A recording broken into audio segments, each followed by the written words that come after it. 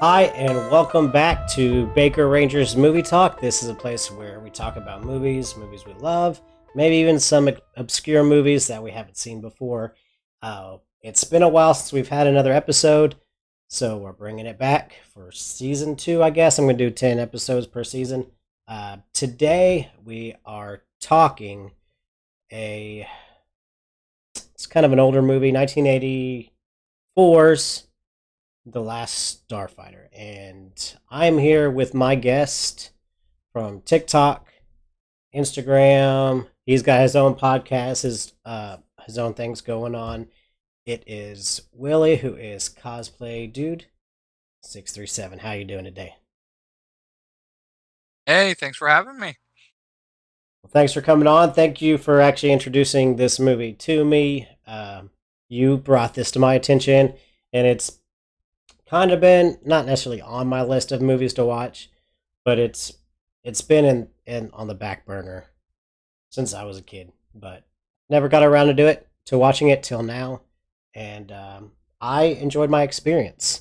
So what was your introduction to this movie, uh, and just how was the initial experience? So I first got to watch it when my dad rented it from Blockbuster, showing my age there. He had seen it before, and he thought I would really like it, and I did. I mean, it's just such a good sci-fi movie for the time period. Yeah, definitely. And it's got, for 1984, it was one of the first movies, along with Tron, to have CG, computer generated, real world looking effects in it. And I think for the time, it looks pretty good. It's almost on par to like 90s kids TV shows for back in the day. Yeah, yeah, Yeah, I would agree with that. Yeah, it's yeah. up there. Mhm. And I think this kind of came out with the big Star Wars craze. It came out a year after Return of the Jedi, and at that time you had um, a lot of Star Wars influence things. Like I just forgot what that was called again. Battlestar Galactica. Yes, I've been wanting to say Babylon 5. I'm like, that's not right. That was the 90s. That was more inspired by Star Trek, I think. But yeah, Battlestar Galactica back in the day, and the Last Starfighter. In here, we kind of get into a story of a teenage guy that just he wants to go out. He wants to be his own person. He lives in this old podunk town. The only thing he can do is play this video game. It's an arcade game right outside, um, right in the trailer park because they live in a trailer park. And he is the best person in the world. He got the highest score in it. So I guess you could say his life in the trailer park was complete at that time. So he got a little visit. He got picked up by the creator of that game. And come to find out, here, you explain the next part. Come to find out that it's not actually a game, more of a simulator for a real world event. Centauri was the gentleman that picks him up, the creator of the game, and he takes him to another planet and says, "By the way, everything in that game, it's real. You are now a starfighter." And Alex Rogan, which is the main character, the teenager, he wants no part of it No, he's just like, I'm a because 19-year-old. it's this big war. So Yeah. Yeah, he's just like I'm a 19-year-old kid. What am I gonna like? I don't have any experience fighting war. He has experience with the controls of the game, which were designed to be just like one of the fighter thingies. But Gunstar. yes,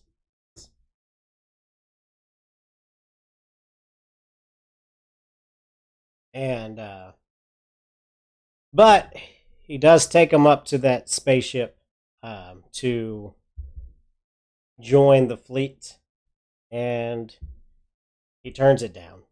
And so it upsets Centauri because he's going to have to pay back lots of money. He got paid handsomely for bringing in some starfighters. He gets like a big commission or something for bringing in the starfighters. At least that's the way the movie made it seem. The big taboo, though, was Earth wasn't supposed to be on his list for the game to go to, or the simulator to go to. Earth wasn't supposed to be part of that because it's too young, I think is what they said in the movie, or immature, or something like that. Immature or primitive, because they don't have all the technology to fight alien races and stuff. Yeah, and so Centauri does reluctantly take him back home. He doesn't know what he's going to do because he's basically bankrupt at this point. But luckily, as he was taking him home, the bad guys, I forgot what they're called again. Or Zur is the villain. They attack and practically wipe out all the starfighters. Most of them. Yeah, they destroy the main hangar bay. Yeah. And all the starfighters were in it. Yeah. It's the Last Starfighter. Making Alex Rogan. Yep. And she becomes the last starfighter. And back on Earth, while Alex was doing all this, there was a beta unit, basically an android, taking his place so nobody realizes Alex is missing. Well, the beta unit is making a complete mess of his life. Absolutely. He's messing up stuff with the people in the trailer park. He's messing up his girlfriend in his relationship. So Alex comes back not only knowing now that there's a whole world of aliens out there, but he's got to try to piece his life back together. Yeah, because the what was the beta unit? He was he was supposed to take care of everything and make it like he never left. It was him, but he didn't know how Earth teenagers acted. He almost got him broken up with his girlfriend. They were out on, I don't know what it would be called, but it was one of those make out point places, and she's upset. He doesn't know why. He doesn't know how to fix it because he doesn't have human emotions. He does have emotions somehow, but not human emotions. And so he overhears another fight with this one couple and starts kind of repeating everything he's saying. He's like, "You're my Juliet." And it's starting to work. And then the other guy that he's listening to says, "Those other girls, they didn't mean anything to me." And at that point that it's not. It's about the beta unit was getting slapped. Yes, yes. Like what other girls? But yeah. So he ended up having to come clean so he doesn't like ruin this relationship. Like, I'm an alien and Alex is fighting aliens for the universe, and one of Zur's cronies tries to shoot him because he thinks it's the real Alex, and come to find out it's the robot. And you see all the green goo come out, so she's like, "Okay, I guess you're telling the truth, so let's go find Alex." Yeah. But when Alex does come back home, before all that, Alex had came back. Yes. Yeah, before all that, Alex came back and got attacked by one of Zurk's cronies, and they're like, "Well, you can either go and fight and potentially win, or you can stay here and get shot at all day long." Yeah, and they're Centauri's like, stop. "Here, let the beta unit do that." Yeah. So, Alex reluctantly agrees to, "Okay, I'll fight your war because you just brought it home." So he comes back, and what was his all the starfighters were basically wiped out, but the pilots were still there. So the starfighters didn't fly the planes; they just Greg. yes, Grig, Greg was his navigator. Yeah. yeah, Yeah, the starfighter's job was in the gunnery chair. They were in charge of the weaponry. And then the navigators are the ones that piloted it. yeah. And so luckily, you had people fly some ships, and the controls look just like the controls from the game. And so you're like, well, maybe I can do this.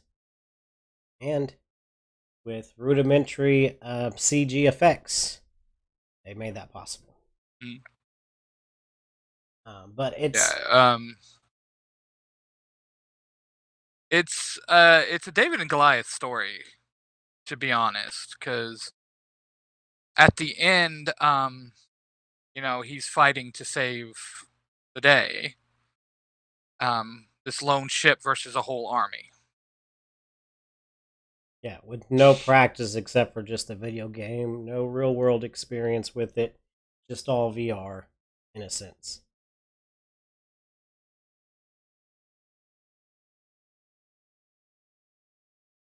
Yeah, So, he was. yeah, He and and Greg kind of threw him into the deep end of the shallow pool too. At the beginning of the fight, because he's like, "Here, there's a ship. Let's go after it." And Alex was not ready. yeah, because he was going before he even knew what he was doing. He just sat in there. Hmm. Um, but at that time, you can only run off adrenaline anyway. You can't. You don't have much time to think or anything else. Just hope that you don't have to really have to use the bathroom once you start flying. You know, you might just Yeah, have to go anyway. Like, yeah, if I go, I go. At least I go. I'll either go out a hero, poop my pants, or poop my pants as a hero. So, but but that in a sense, that's really kind of like the basic plot of it. Like, there's not a whole lot to it. But back in the '80s, you were able to take like a basic story and make it about the characters because like the first how long I don't even know how long this movie is. It's 110 minutes, so it's about um, an hour and 40 minutes. Is that how much that is? Yeah. So but for the yeah, first hour and a half, almost hour and a half, it's just us meeting the characters. It's Alex getting hot top score, going up to space, going back down, and all the hijinks that ensues there. It's not really till the last like 15-20 minutes where there's actual, starfighters fighting around. So uh, hmm they were able, in '80s, well, '70s, '80s, and '90s to kind of develop more of a character story. Today's world, it's more of let's get into the action, let's stay in the action. We don't want a whole lot of exposition. We want to try to just shoehorn little bits and pieces here and there. But it's just not. Movies today aren't as personal, I guess you could say. story forward. Yes, exactly. Yeah, they're not as story forward because they are all about, like you said, the action. Let's keep everybody interested because we need instant gratification nowadays. Yeah, you look at other movies like, say, Judge Dredd, in the '90s movie. There's a full story about who the character is. Him, I guess he goes whatever happens to him. But in the remake, uh, it's literally go into this building. It's like a video game. It's like watching a video game for 2 hours. It's a really good movie. Like I like the new Dredd, and I wish it would have gotten a sequel, but it just didn't have the same like they don't seem to have a lot in the story as much. It's more just action. Let's have action and whatever, but they can still make good movies there. But a lot of these action movies nowadays are just action. Where back in the day, they didn't have the special effects that they do now. Back in the '80s, You had to tell the story. yeah, you had to find a way to keep people interested in it without, you know, look at Jurassic Park. That movie, I think if you look at, I don't know exactly how many special effects shots are in that movie, but it's got great special effects. It's like pioneered a lot of the CG that we have nowadays. But it's a raw story about the people going to Jurassic Park, not just the dinosaurs. Now, you watch like Jurassic World Dominion. Actually, there wasn't a whole lot of dinosaurs in that one either. I wish there was. That was a different story. But they try to do a whole lot of action and sci-fi set pieces, like did special effects pieces and stuff, which I'm all okay for. I know a lot of people, some people just hate CG. For some, I know there's sometimes you can do it look better practically, but it all depends on the cinematography and how they frame the shots and all that kind of stuff. But back in the day, it was just different.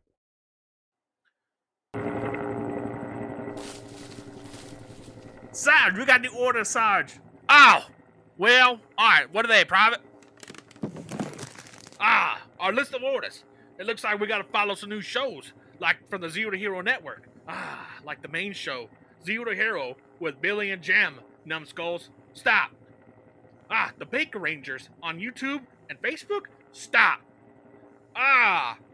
Neon Lights on YouTube. Stop. The Red Corners Ranger from dang Brett. Stop. The Iron Avenger 52 on Instagram. Stop. Oh, and also Cosplaydude637, story time with me. Stop. Alrighty, Sarge.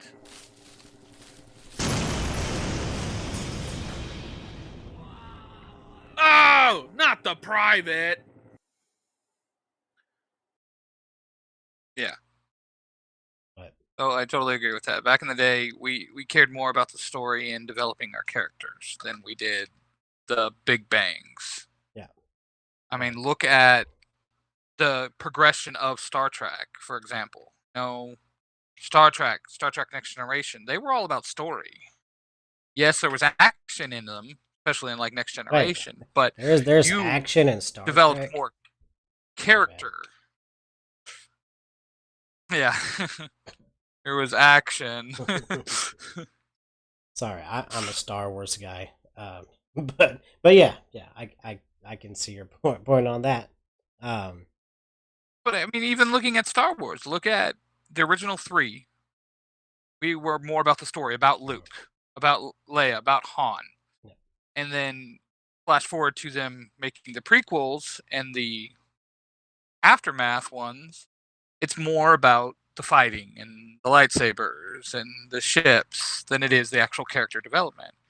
I mean, come on, one of the biggest things of the newer movies was the fact that the Millennium Falcon was still around. Oh, yeah. I mean, I remember people talking about that for days, the fact that the Millennium Falcon was in it. It's like, well, duh, it's Star Wars. It's supposed to. So yeah, that's one of my issues with The Force Awakens is rather than just making it a sequel and a continuation, they just kind of continued it but like restarted at the same time as if nobody has home video. Like nobody could have just watched Return of the Jedi before they saw the movie. They had to act like, oh no, it's been 30 years since people even seen the last movies. No, not the last, but the original movies. I don't like that type of. I'm okay with using nostalgia, but like in the trailer, whenever it was like Chewie, we're home, and it's like Han and Chewie and the Millennium Falcon. But then I was thinking, he never lost the Millennium Falcon in the other movies. So, like, why are we supposed to be so excited that him and Chewie are going into the Millennium Falcon again whenever they should have still had it? But I have a lot of issues with The Force Awakens. It's the only Star Wars movie I do not like. I might do I did do one movie talk where I talked with Juan reviews movies from TikTok. We talked Star Wars for like an hour. It was like my longest episode because I can talk Star Wars all day. So we talked for a while. I'm trying not to make the episodes that long. So because we're already going almost 20 minutes, and we've kind of already talked about the Last Starfighter, but there's a lot of influences Right? from what the Last Starfighter had with Star Wars, and it did help usher in a lot of special effects stuff because it did have Yeah. primitive CG, and I think the CG in this is better than Tron CG, but that's because there's fewer shots, so they can probably put a little bit more into it. Oh man. Tron, it was like I the mean, whole if movie. we're gonna compare movies, let's look at, like we were saying, from then and now. Tron. It was all about the story, about the main guy Yeah. meeting Tron. I mean, it wasn't even about Tron himself. It was all No, about the developer.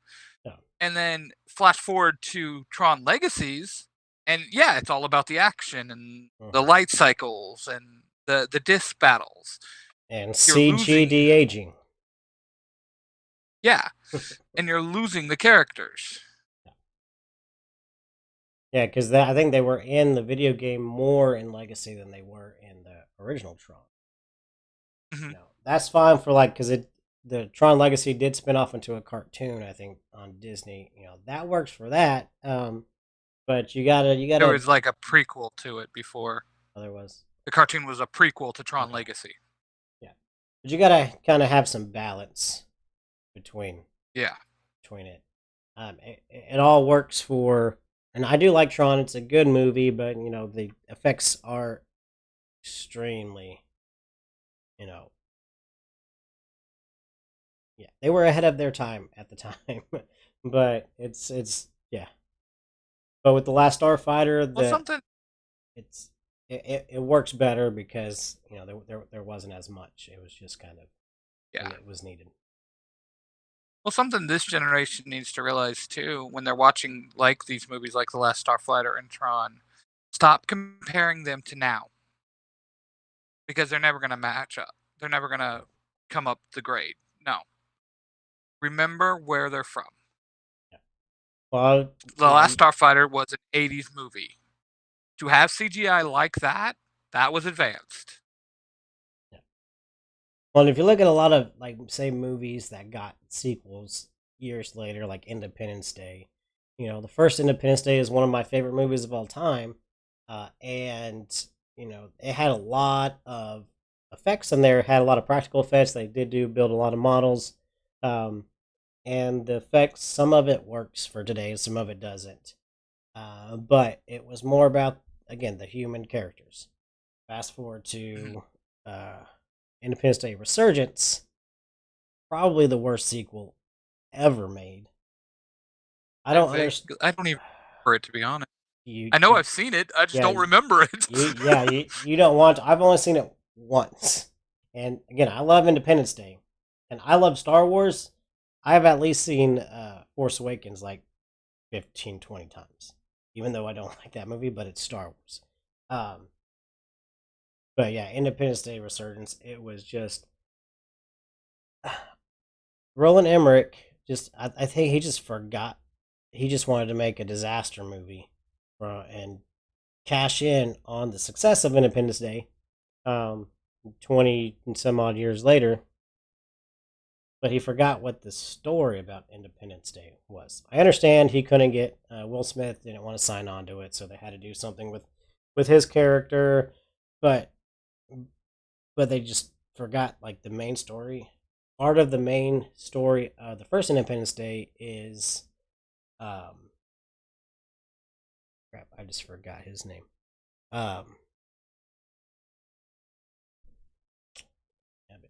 Yeah, huh? Yeah, that guy. I don't. He's my favorite, one of my favorite actors, and I just forgot his name. Are you talking Jeff about the Goldblum. smart, the Yeah, one Jeff Goldblum. that figures out the? Yeah. So in the first movie, there was a big deal about him getting back together with his ex-wife, and in Resurgence, it's like she never existed. Like that was the big thing about the first movie. Like it was like 1/3 of the story was his relationship with her. And the second one, it's like Yeah. he never existed. That was never important. They killed everybody off basically. That was from the first movie, except for Jeff Goldblum's character. Um, so it was a mess, and they try to set up a bigger world with like aliens and well, it does have aliens. It's about aliens, but like a war with aliens, for like future Yeah. ones, and it just did not. It just. More you talk, the more I'm glad I don't remember it. Yeah. Like I said, I Yeah. know I've seen it because I too am a huge Independence Day fan. Yeah. I love ID4, but I do not remember that movie at all. Yeah, that's a So, good thing. probably I wish, why. I wish I had.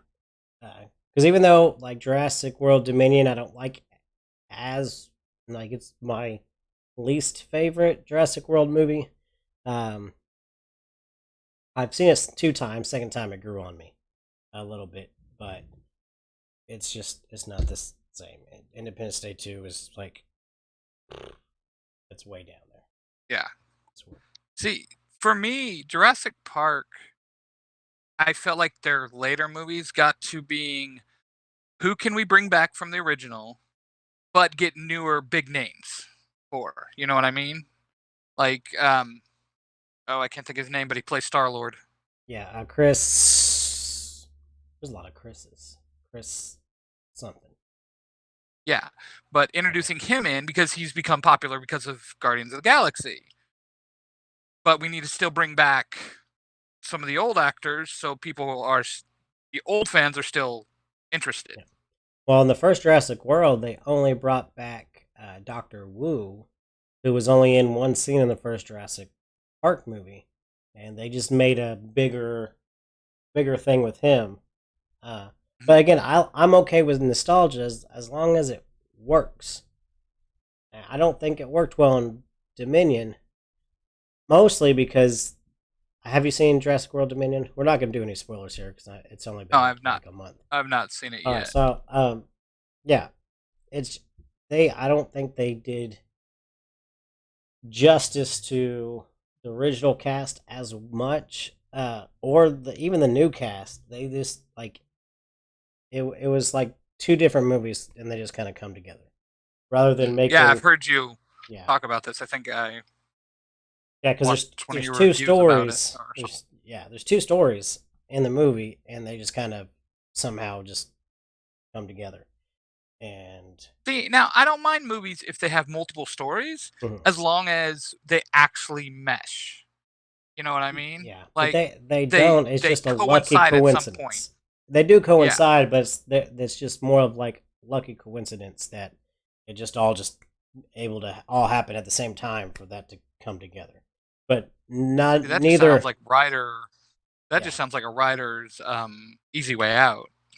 Well, I think part of it, I think they pulled a Lucasfilm like they did with Star Wars. So, Force Awakens was directed by J.J. Abrams. The second one was directed by Rian Johnson. They were going to have, and actually coincidentally, or ironically, I don't know the word, but the person that was supposed to direct the 3rd or 9th Star Wars, the 3rd in that sequel series, was the guy, Colin Trevorrow, the person who directed Jurassic World and Jurassic World Dominion. So with Star Wars, Force Awakens did so good.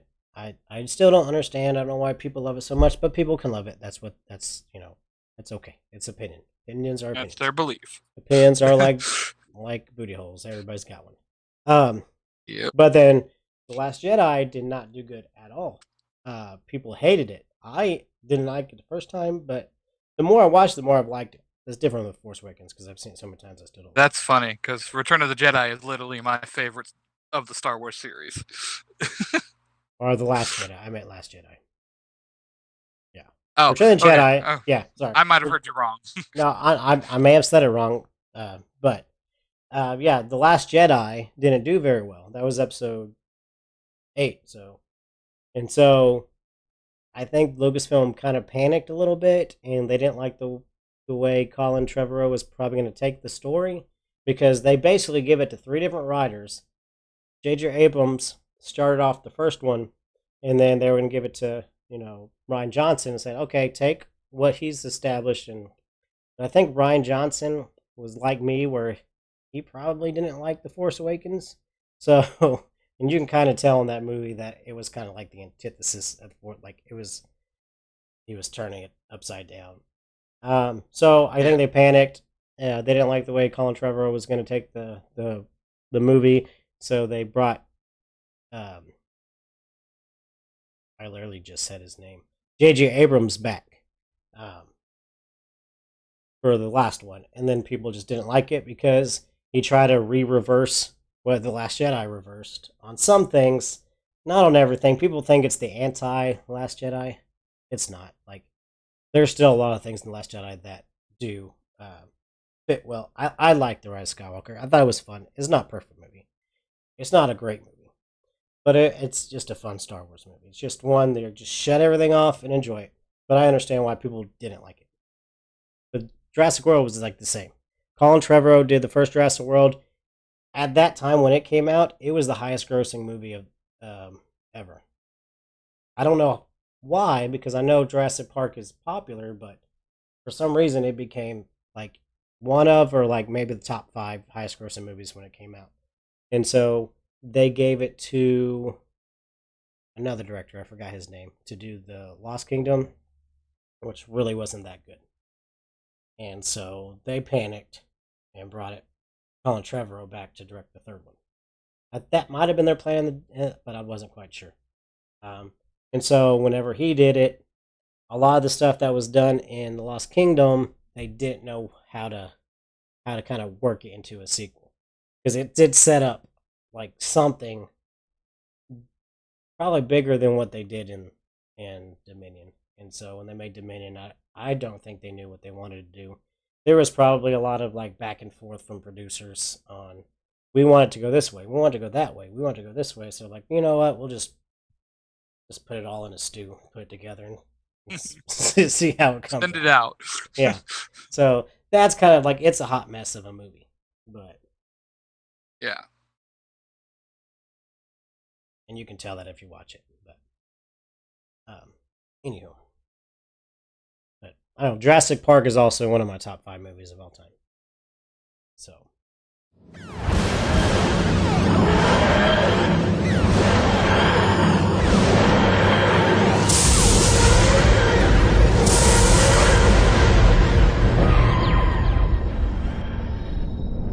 Time, the final frontier. These are the voyages of the TARDIS. Its continuing mission... Doctor, what are you doing? I'm trying to set the mood, Pond. Set the mood for what? For the new podcast, Pond. Don't you remember? They're reading about our adventures in that dimension with the ships and the android. Oh, yeah, I remember that. It was fun. In an extremely dangerous kind of way. See, Pond? Even Rory gets it. Oh, never mind.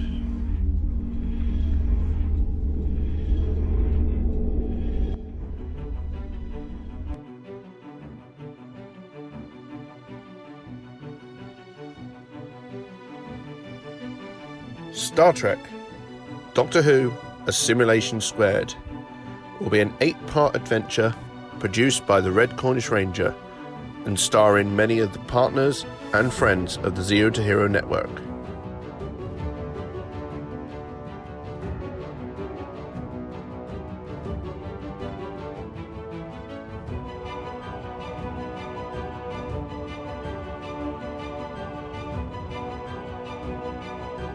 Chapter 1, coming soon.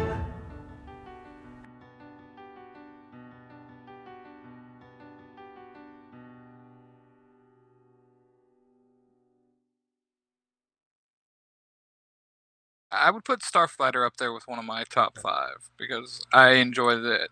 I just love the story of the movie itself. You know what I mean? It just... I just love that David and Goliath story, I guess. Well, yeah, because I think that was popular back in the day, or actually, it's always popular. But the person that has no nowhere to go, nothing in their life that's just miserable, and they have less, and then somehow they get into this position where they become the hero. And what would you like? How would you think that if they were to bring it back as like maybe a sequel, or if they were to do it, bring it back, restart it? How do you think they would go about that? Well, if they were to redo it, I don't think I would care too much for it because I like the actors that are the characters they are. I would hate to see them replaced. But if they did a sequel, I could see it more as a series of Alex training the next Starfighters. Because at the end of the movie, Alex and his girlfriend go off into space because they need somebody to train the next Starfighters. And Alex is the only Starfighter left. So I would love. I could totally see a series where they do that, where it's Alex Rogan, out in space working with all these aliens he's never had any contact with, and now he's thrust into this position where he has to lead them. Yeah, and I'm kind of like wondering why that never really happened, because like the movie was profitable. It had a $15 million budget. It made $29 million, and back in 1984, that was a good return. So like Yeah. it not getting, picked up or moved for a sequel, kind of baffling for this type of movie, because this is the type of movie that always would get one. It's not like a Flash Gordon issue where it just didn't do well, even though they set up a sequel. But it did good enough to merit a sequel, and it never did. I don't think it has. Yeah. It's got some video games and comics and books, but nothing. Wait, Nothing sequel-wise that I know of. well, it looks like in 2008, the GPA Entertainment was thinking about doing a sequel. They added it to the projects, and then it got stuck in pre-production phase. See, I had made this comment when we started talking about this movie in our Discord, on the CEO to Hero Discord. Name drop for Jimmy and Billy.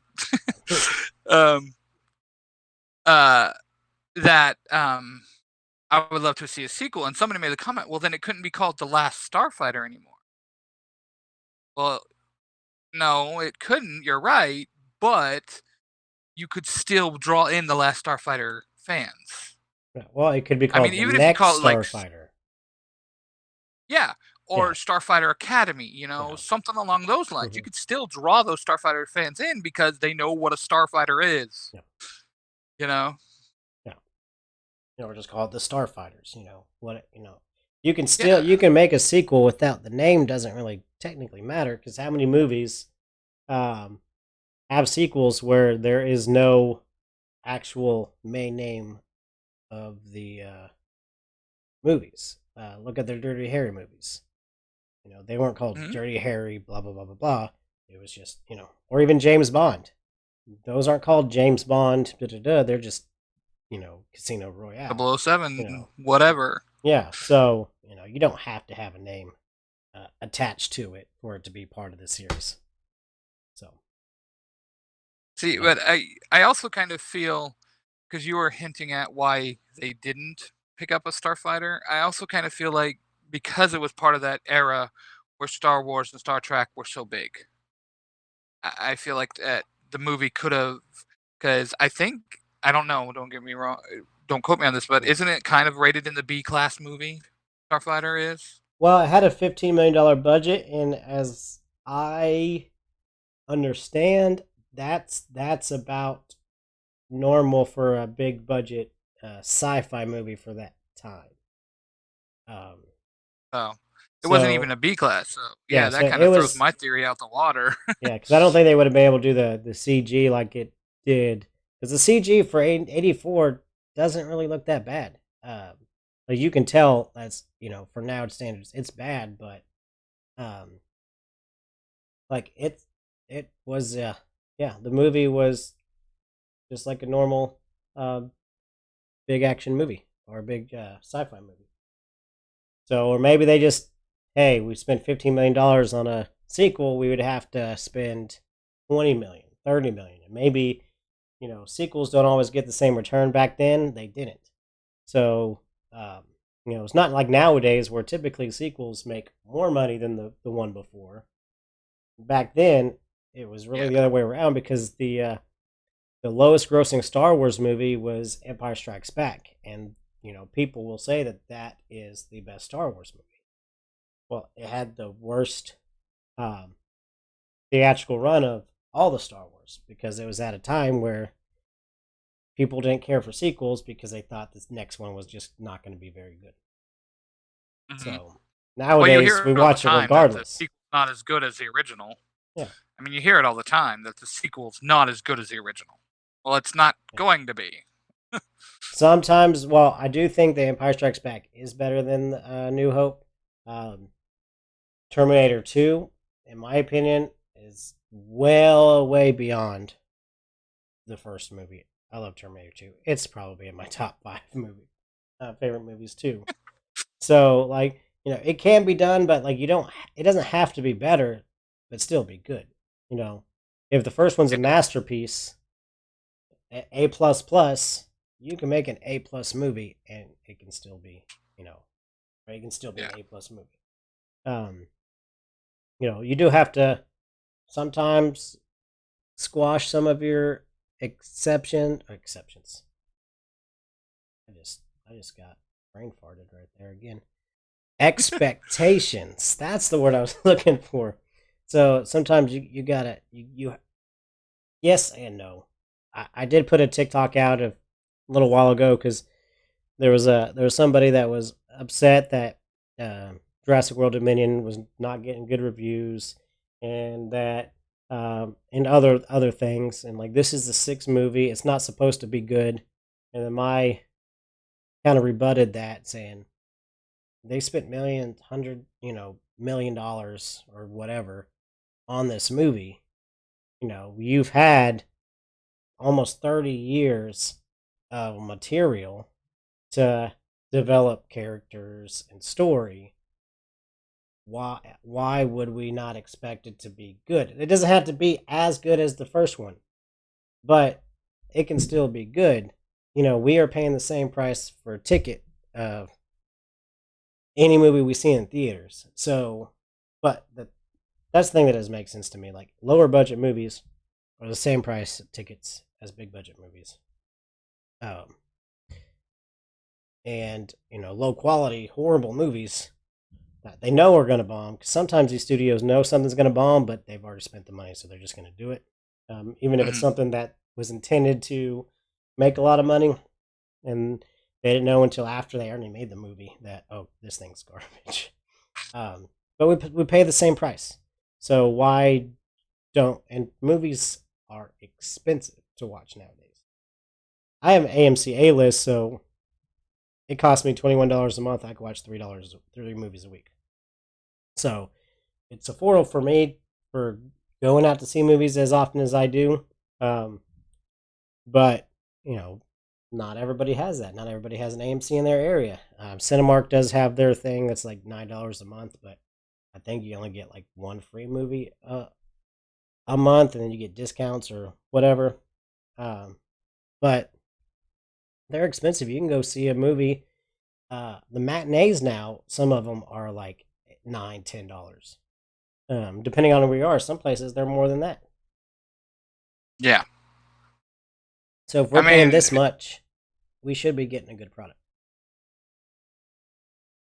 Yeah. Well, realistically, too, nowadays you don't even have to go to the movie theater because 90% of the time it comes out and then it's on streaming. Yeah.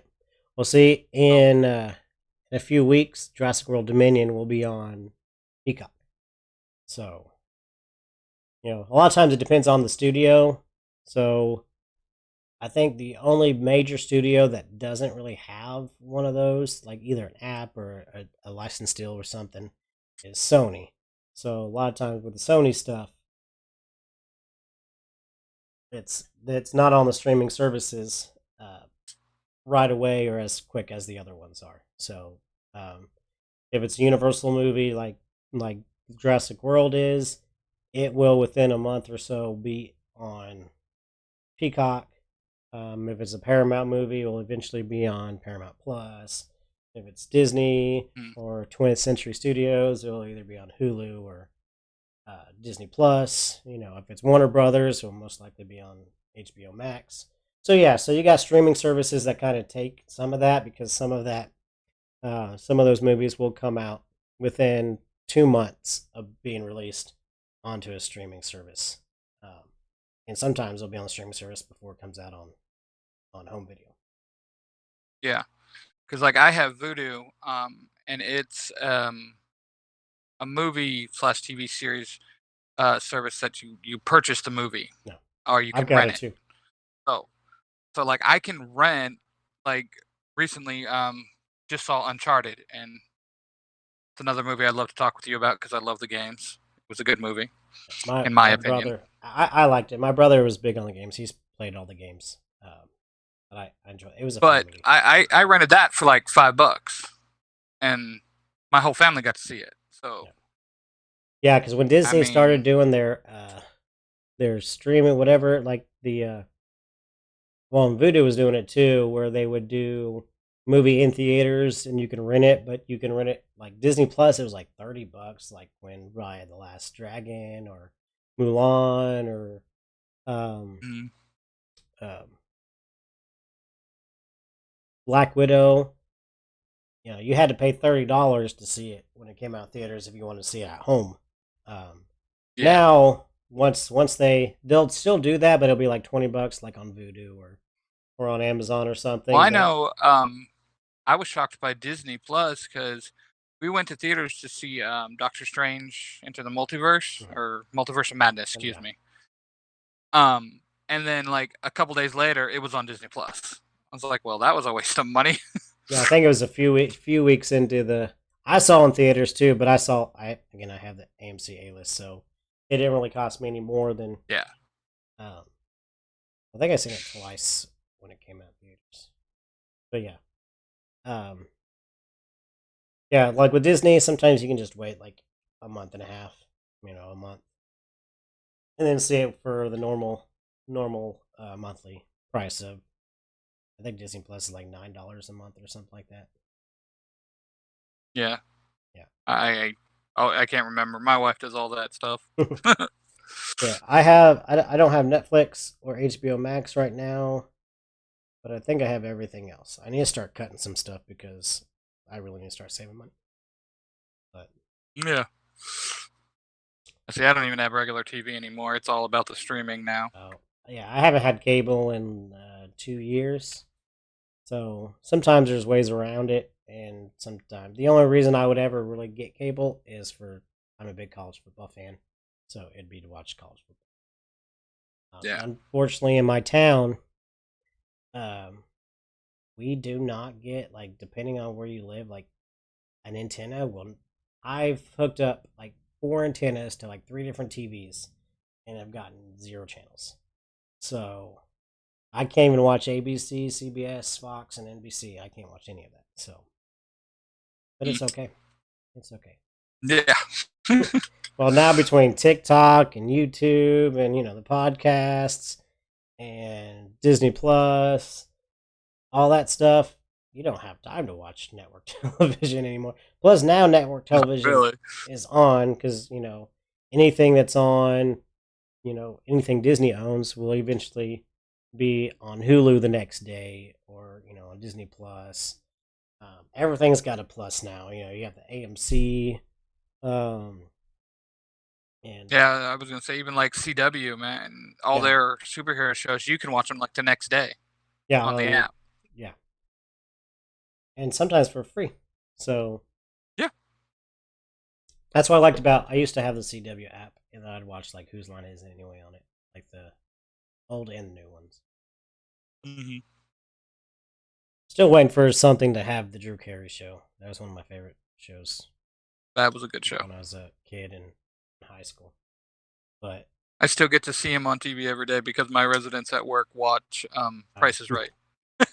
yeah, I worked at a job where on lunchtime, because we always took lunch at about 10 o'clock, like right when this show came on. Like that was always on. It was either that or Family Feud. That's what I watched on break time.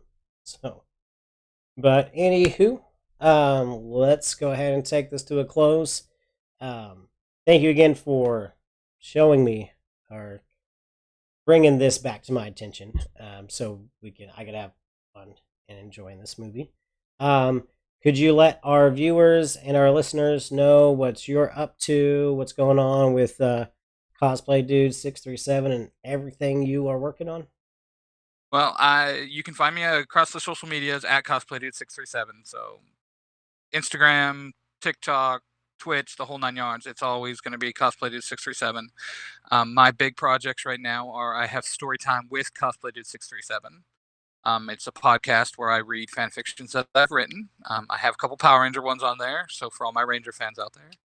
And then I am also working on Fairy Tale, the audio drama, which is me and a whole cast of voice actors. A lot of people from the Zio to Hero Network are part of that.